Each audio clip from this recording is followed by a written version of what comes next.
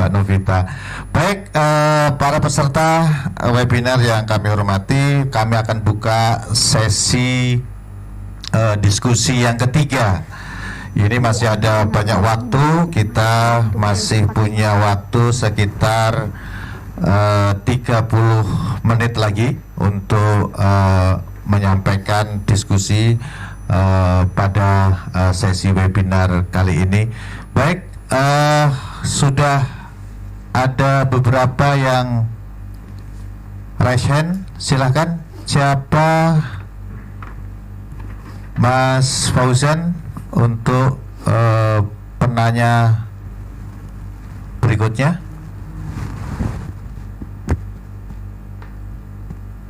Baik, ada Ibu Ibu Mega dari Nilga, Sumatera Barat. Sumatera Barat. Silakan, Ibu. Baik. Assalamualaikum warahmatullahi wabarakatuh. Saya PLD Kabupaten Damasraya, Sumatera Barat. Di sini saya sudah mencek dashboard SDGs itu menanyakan tentang rekomendasi program. Saya masih kesulitan di dalam merekomendasi program tadi Pak Kaban sudah menyampaikan tentang kemiskinan ekstrim. Untuk kecamatan saya, Pak, saya cek semua desa nagari dampingan saya belum keluar data miskin ekstrim. Kemudian di capaian SDGs itu ada perkiraan atau pelaksanaan per tahunnya sampai tahun 2030. Di situ saya sudah mendownload hasil capaian SDGs itu by name, by address-nya, tetapi saya masih kesulitan untuk mencari pelaksanaan kegiatannya seperti miskin ekstrim. Untuk mencari jiwanya, siapa-siapanya itu saya di bidang teknisnya. Kemudian indikator kemiskinan itu ada 5 indikator. Nah, di sini di hasil capaian itu ada indikator 1.4.9. Keluarga miskin dengan hunian layak objektif mencapai 100%. Nah, untuk mencari laju pencapaiannya atau kegiatan pendukungnya apa saja, Pak? Gitu. Karena di nagari dampingan saya masih tinggi itu untuk mencapai 100%. Mungkin itu, Pak. Sekian. Assalamualaikum warahmatullahi wabarakatuh. Waalaikumsalam. Baik, Ibu Nilga dari Damasraya, Sumatera Barat. Baik, selanjutnya untuk penanya yang kedua, silakan.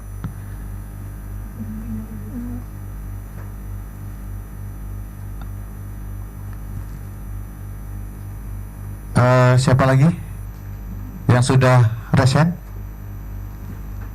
Ada Pak Radius dari Bolmong. Oke, silakan Pak Radius. Ya, terima kasih atas kesempatan yang diberikan. Assalamualaikum warahmatullahi wabarakatuh. Saya Radius Mokoginta dari TATM Kabupaten Bola Mongondo Selatan. Ada yang perlu kami tanyakan terkait dengan penginputan data SDGs desa. Itu di kabupaten kami memang terkendala ke signal telepon. Jadi ada beberapa desa, sebagian besar tidak dapat menyelesaikan penginputan data pada tahun 2021, tahun lalu. Sehingga pada saat dicek di dashboard yang aplikasi itu tidak semuanya 18 itu terpenuhi, ada yang cuma 1, ada yang cuma 2 karena datanya tidak lengkap.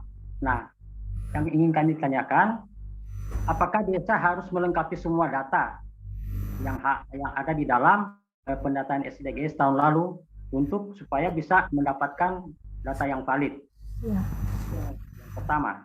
Kemudian yang kedua, terkait dengan penyusunan RKPDS, kita selalu mengacu kepada Permendes.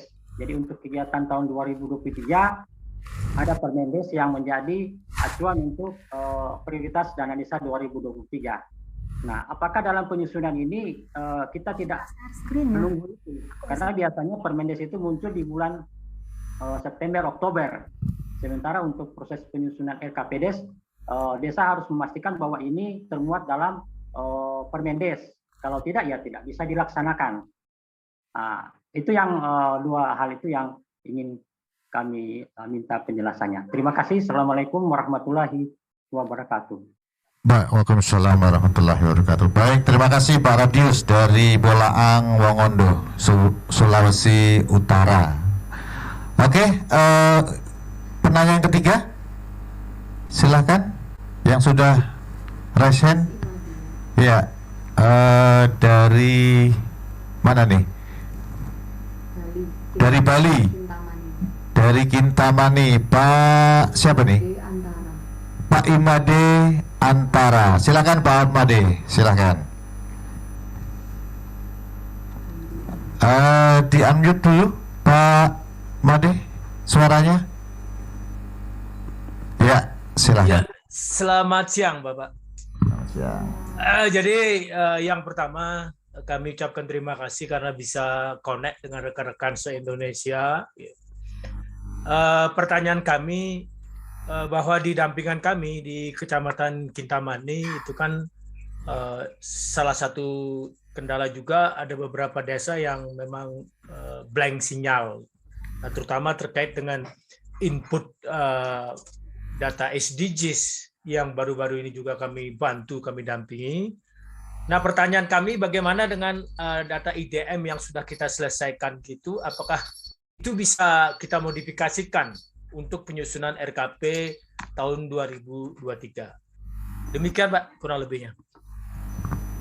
Baik, terima kasih Pak Imade Antara dari Kintamani, Bali. Baik, mungkin ada 3 penanya, Mbak Ibu Novi, bisa dijawab. Silakan. Baik, terima kasih Pak Moderator, Pak Teguh. Sebelumnya saya mau menyapa dulu, saya diprotes ini ternyata oleh teman-teman KN ya, oleh teman-teman di pusat ya. Kenapa tadi Bu Novi nggak menyapa teman-teman pusat yang notabene juga adalah teman-teman saya. Yang saya hormati juga Pak KN Nasional, Pak Desukoyo beserta jajarannya, ada Pak Nurul, ada Pak Ismail dan lain-lain, juga ada Pak Mulus ya, juga yang saya hormati dari P3PD ya, P3PD, teman-teman P3PD juga. Terima kasih atas Pak Kaban, mereka menyaksikan ini semua Pak Kaban. Jadi saya di WA sudah sama Bu Novi, bagaimana kalau materi ini kita bikin bintek untuk semua teman-teman TPP. Nah, monggo silahkan matur ke Pak Kaban. Ya, kami hanya sebagai yang mensupport dan membantu beliau. Jadi silahkan teman-teman di pusat maupun di provinsi silahkan koordinasi dengan Pak Kaban. Yang pertama saya ingin mencoba menjawab dari Ibu Nilga tentang rekomendasi dan program. Ibu bisa saya diberi akses screen ya, saya akan buka contoh seperti ini Ibu. Ini adalah contoh Kabupaten Boyolali ya, ini share screen-nya ya. Contoh Kabupaten Boyolali ini, sebentar, aku nggak bisa ya? Bisa? Oh, udah, oke. Nah, di sini muncul Ibu tingkat kemiskinan mencapai 0%, itu mendukung SDGs pertama. Data existing-nya adalah 223. Jadi ada tahun 2022 target capaian tahun ini Bapak Ibu, teman-teman TPP kalau ingin membantu pendampingan desa, ini dibuat Excel, dibikin sheet-nya ya, agar lebih mudah membaca ini, dibikin sheet-nya di Excel ya. Kemudian Bapak Ibu, teman-teman TPP lihat lagi data 223 ini bagaimana membacanya di target capaian tahun. Ya, kemudian ini adalah waktu pelaksanaannya dari tahun 2022 dan 2023. Saya berikan contoh untuk indikator pertama tingkat kemiskinan mencapai 0%. 223 itu adalah data existing-nya. Kemudian ya, data existing ini di tahun 2022 adalah 198. Di mana mendapatkan angka 198? Angka 198 ya didapat dari pengurangan tahun pelaksanaan tahun 2022-25. Jadi kalau ya target pelaksanaan tahun 2022 adalah 25, tentunya ya dari 223 ini menghasilkan dikurang 25 adalah 198. Demikian juga untuk tahun 2023 ya, 25 dikurang data existing ini untuk 2023 adalah 25, jadi dikurangi lagi dari 198 ini ke 225 jiwa, maka muncul 173. Demikian seterusnya sampai 2030 teman-teman. Jadi seperti itu cara membacanya, dan saran saya seluruh teman-teman TPP, pendamping terutama PD dan PLD yang bersentuhan langsung dengan desa, membuat sheet-sheet ini di dalam Excel, kemudian dibuat goals-goals seperti ini. Nggak kelihatan ya?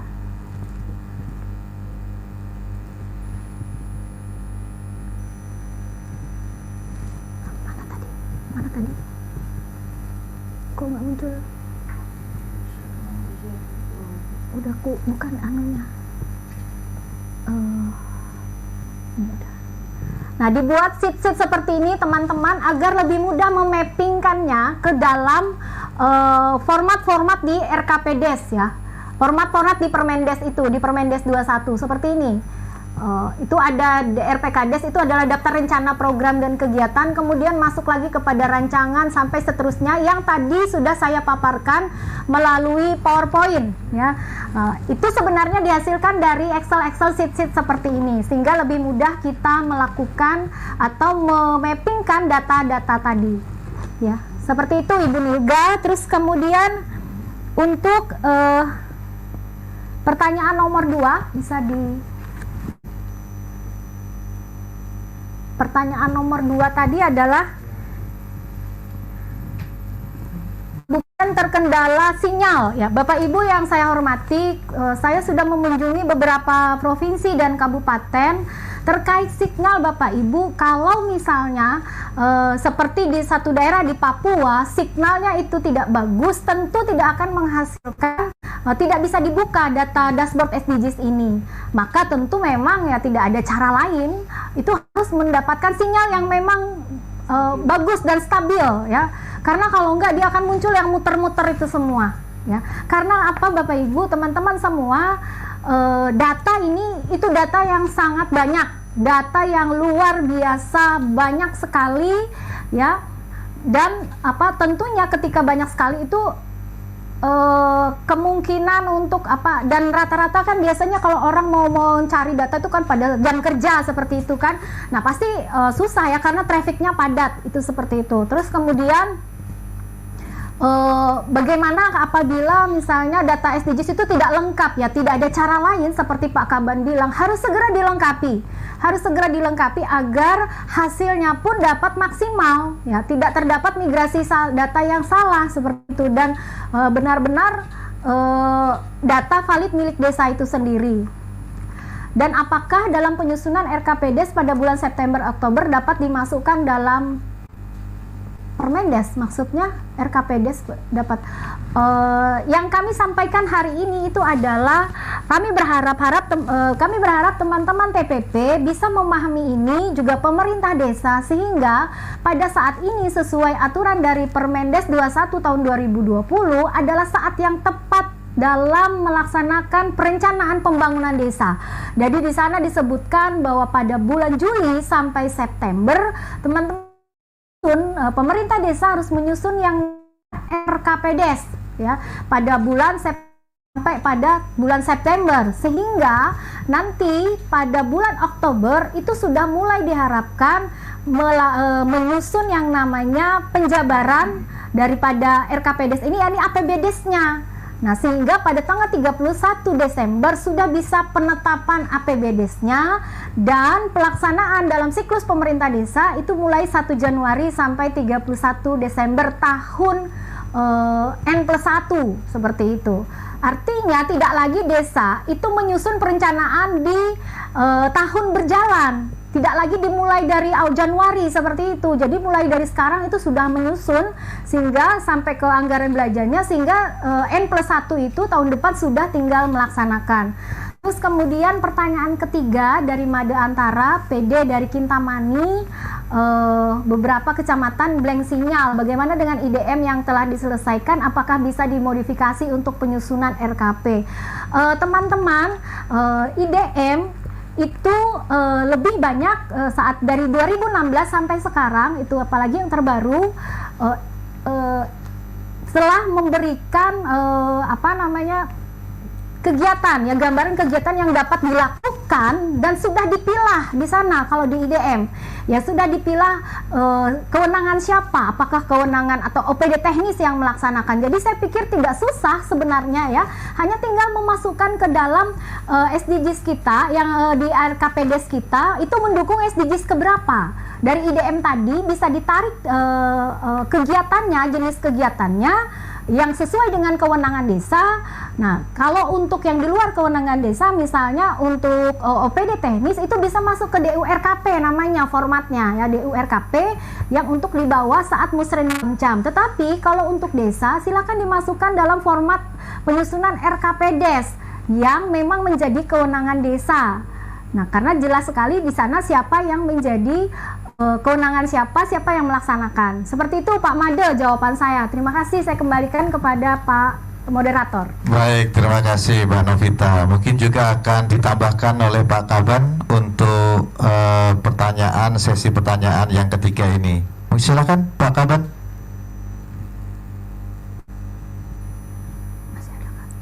Teguh, mohon maaf. Siap. Ya, ini dari Bu Nilga ini. Ya, nanti ditambahkan Bu Nilga, mohon maaf ini. Tadi kami sampaikan memang dari tim teknis saya tadi cek tadi pagi 2.500 rata-rata per hari, kecuali yang kecil-kecil ya. Tapi kalau yang banyak sampai di atas 10.000, memang data kemiskinan ekstrim itu isinya adalah analisis dari semua pertanyaan kuesioner warga atau individu dan keluarga gitu. Jadi karena mengolah semua pertanyaan itu kemudian menjadi relatif lebih lama karena model algoritmanya masih urut satu persatu ditanyakan. Misalnya jadi ketahuan yang miskin ekstrim ini butuh pemberdayaan agribisnis apa gitu. Jadi kelihatan semua itu. Tapi karena itu kemudian jadinya lambat. Jadi mohon maaf, nanti kami cek kembali untuk Dharma Seraya. Kemudian desa Pak Radius dari Bolang Mongondo, memang untuk pengisian input ini perlu lengkap Pak. Jadi kalau Pak Menteri Desa, PDT dan Transmigrasi itu menyampaikan bahwa paling tidak 85% terisi. Karena itu hitungan-hitungan statistik, ada satu standar deviasi di atas yang di situ menunjukkan data bisa digunakan untuk olahan dan analisis data. Untuk penyusunan RKPDes bulan September Oktober benar Pak. Jadi rancangan peraturan Menteri Desa untuk prioritas penggunaan dana desa 2023 sampai minggu lalu, sampai hari Kamis minggu lalu, itu di situ masih ditunjukkan bahwa penyusunan RKPDes dan RPJMDes berbasis data SDGs desa. Jadi kita lihat pada hasil akhirnya, tapi sampai draft terakhir masih menunjukkan demikian. Kemudian Pak Made Antara, ada beberapa kecamatan yang blank sinyal. Kami beri contoh salah satu yang sudah 100% di Papua Barat misalnya, itu memang ada kecamatan yang blank sinyal ya. Tapi kemudian untuk 1 sampai 3 hari datang ke kota semata-mata untuk mengisikan data tersebut berdasarkan dengan hasil kuesioner di mana itu di di hard copy ya, yang sudah dijalankan. Kemudian kalau kita lihat di dalam daily report pendamping desa, itu juga ada desa di Maluku ya, yang meskipun di situ kesulitan sinyal, memang kemudian bisa menyelesaikan dengan cara memang sekali waktu datang ke tempat lain yang ada sinyalnya, seperti itu. Kiranya usulnya seperti itu Pak, untuk bisa menyelesaikan pendataan SDGs Desa 2022. Kemudian tahun lalu memang peraturan Menteri Desa menyebutkan kalau data SDGs Desa belum ada, maka menggunakan IDM yang bisa digunakan untuk penyusunan RKP. Tapi memang di tahun ini tadi kami sampaikan draft terakhir menunjukkan penggunaan data SDGs Desa. Nanti kami bisa sampaikan kalau memang ada usulan dari Kintamani seperti itu. Kiranya seperti itu Pak Teguh yang bisa kami sampaikan. Baik, terima kasih Pak Kaban. Ini masih banyak daftar yang mau bertanya Pak, tapi karena waktunya sudah kita batasin, mungkin untuk Bapak Ibu peserta yang masih ingin memberikan pertanyaan, silahkan mengisi di kolom chat ya. Di kolom chat nanti akan disampaikan jawaban-jawabannya oleh narasumber, juga mungkin dengan Pak Kepala Badan yang akan disampaikan. Untuk sesi besok, seri kedua itu akan kita laksanakan webinar juga terkait dengan SDGs nomor 4, nomor 5 dan nomor 6 terkait dengan pendidikan desa berkualitas, terkait dengan keterlibatan perempuan desa dan desa layak air bersih. Untuk itu dimohon juga peserta besok mengikuti webinar seri kedua yang dimulai pada pukul 9 sampai dengan jam 12 juga seri kedua ini, dan minggu depan juga akan ada seri ketiga dan seri keempat. Untuk itu siap. Ya, beberapa pertanyaan mungkin juga masih bisa kita sambung besok, karena memang besok kita masih akan bertemu. Kemudian minggu depan, hari Senin dan Selasa minggu depan kita masih bertemu juga. Jadi jangan khawatir, semua pertanyaan pasti akan kami jawab, dan kalau perlu disampaikan kepada pihak lain, kami akan sampaikan kepada pihak lain, sehingga memang sesuai dengan kebutuhan dari desa dan dari kepala desa, perangkat desa, dan warga desa. Kiranya begitu Pak Agus tambahannya. Baik, terima kasih Pak Kaban. Para peserta yang masih mempunyai pertanyaan, besok masih bisa berlanjut, dan ini berseri begitu. Diberikan kesempatan oleh Pak Kepala Badan bahwa webinar ini berseri sampai 4 seri, dan itu pertanyaan-pertanyaan bisa diajukan berseri juga, besok bisa berlanjut. Mungkin begitu Ibu Novi narasumber dan Pak Kaban, mungkin kesempatan penanya bisa memberikan pertanyaan di diskusi-diskusi selanjutnya. Baik, mungkin itu Bu Novi yang dapat kami pandu pada sesi pertama ini, dan selanjutnya akan kami serahkan, sampaikan lagi kepada pembawa acara untuk penutupan dan closing statement pada webinar pertama kali ini. Untuk sebelum saya serahkan, mungkin bisa link presensi diisi oleh para peserta untuk mendapatkan sertifikat pada seri pertama kali ini. Mungkin itu saja. Terima kasih atas perhatiannya. Mohon maaf atas kekurangan. Assalamualaikum warahmatullahi wabarakatuh. Dan saya kembalikan kepada pembawa acara. Baik, terima kasih kami ucapkan kepada narasumber dan juga moderator. Ini sepertinya sebelum closing statement ada satu pantun lagi nih, Pak moderator ya. Ini dari Bu Novi sebagai narasumber, silakan. Baik, terima kasih kepada kesempatan ini. Sekali lagi saya mengucapkan terima kasih banyak kepada Pak Kaban atas kesempatan dan suatu kehormatan yang luar biasa. Saya diminta untuk menjadi narasumber pada hari ini sampai berikutnya. Saya berharap bahwa kita tetap bersinergi untuk melaksanakan dan memahami bersama tentang bagaimana membaca SDGs desa ini sehingga bisa merumuskannya dalam satu rencana kerja pemerintah desa, bahkan dalam satu rencana pembangunan jangka menengah desa bagi kepala-kepala desa yang baru, ya, agar bisa membuat RPJMDes-nya.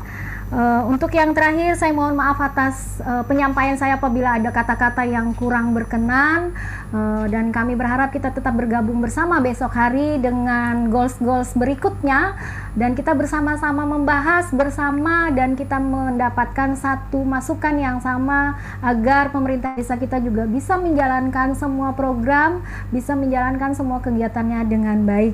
Pak Kaban, Pak Moderator, Bapak Ibu semua, serta seluruh peserta webinar pada hari ini, itu yang dapat saya sampaikan. Saya iri dengan sebuah pantun, kalau ada sumur di ladang, boleh kita menumpang mandi.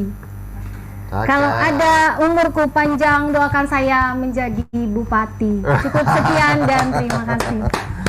Baik, terima kasih untuk pantun menutup webinar siang hari ini. Sebelum kita mengakhiri webinar pada tanggal 15 Agustus 2022 atau sesi pertama kali ini, kita akan mendengarkan pernyataan penutup ya, atau closing statement dari Pak Kaban. Ada Dr. Ivanovic Agusta, SPMSI. Kami persilakan. Terima kasih Mbak April, terima kasih Bu Novi dan Pak Teguh serta Bapak Ibu sekalian. Yang pertama, kami perlu sampaikan bahwa kegiatan pada hari ini dan kemudian serial ini sebetulnya tidak lepas dari inovasi-inovasi yang telah dilakukan oleh desa-desa, yang telah dilakukan oleh tenaga pendamping profesional, terutama tadi yang disampaikan untuk memadukan antara Permen Desa 21 2020 dengan Siskudes yang masih berbasis pada aturan sebelumnya, sehingga memang hal ini menjadi penting, terutama juga karena peraturan Menteri Desa tentang prioritas penggunaan dana desa praktis mengharuskan penggunaan hasil SDGs desa untuk perencanaan pembangunan jangka tahunan dan jangka menengah. Kenapa ini perlu dilakukan? Karena memang hal-hal yang berkaitan dengan masalah dan potensi desa yang lebih detail, by name by address, itu sudah dimiliki desa saat ini melalui data SDGs desa. Kalau ada yang belum lengkap, ada kesalahan, ada kesulitan, mohon untuk tidak ragu untuk menghubungi tim Sapa Desa yang ada SID, Sistem Informasi Desa, sid.kemendesa.go.id. Di situ ada menu Sapa Desa. Mohon tidak sungkan untuk menyampaikan kepada tim Sapa Desa, karena kami selalu mengumpulkan seluruh isian itu, seluruh pertanyaan itu, dan melaporkan setiap sore langsung kepada Bapak Menteri Desa, PDT, dan Transmigrasi. Terima kasih atas atensinya. Kita akan ketemu lagi besok. Dan khusus untuk rekan-rekan dari desa yang ada di Nusa Tenggara Timur, apalagi di perbatasan, ketemu darat bersama Pak Menteri juga untuk upacara 17 Agustus di salah satu desa di perbatasan Indonesia dan Timur-Timur. Kita ketemu darat di sana, kita bisa berdiskusi lebih jauh langsung untuk menjalankan desa. Dan sekali lagi tujuan utama, yang paling utama, bismillahnya, adalah untuk mempercepat kesejahteraan bagi warga desa. Ya, hanya seperti itu yang bisa kami sampaikan. Mohon maaf jika masih ada kekurangan, tapi kami siap untuk memperbaiki kembali. Kita masih ada waktu bertemu sampai besok, Senin dan Selasa depan. Kami tetap akan memperbaiki setiap kali ada kritik dan saran. Tadi ada yang menyampaikan kesulitan untuk link absensi, nanti akan diperbaiki oleh tim teknik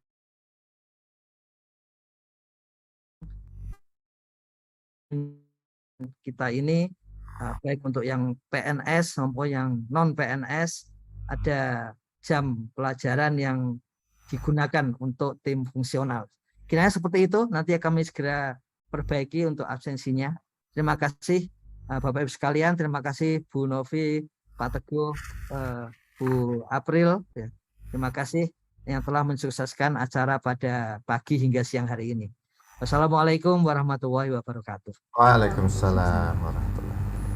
Alhamdulillah, terima kasih kami ucapkan kepada Pak Ivan sebagai Kepala Badan Pengembangan dan Informasi Desa Daerah Tertinggal Transmigrasi.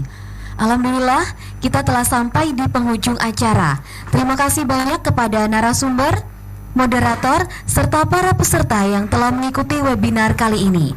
Mudah-mudahan banyak ilmu yang didapat dan bisa diaplikasikan ke kehidupan kita sehari-hari. Akan kembali, besok webinar masih akan dilanjutkan di jam yang sama, yaitu jam 9 pagi waktu Indonesia Barat. Saya selaku MC mewakili rekan-rekan yang bertugas menyampaikan mohon maaf atas salah kata dan perbuatan. Akhir kata, terima kasih.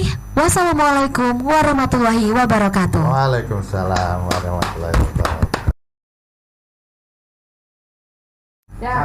Tumbuh pula bunga selasi dari hati yang paling dalam kepadamu April.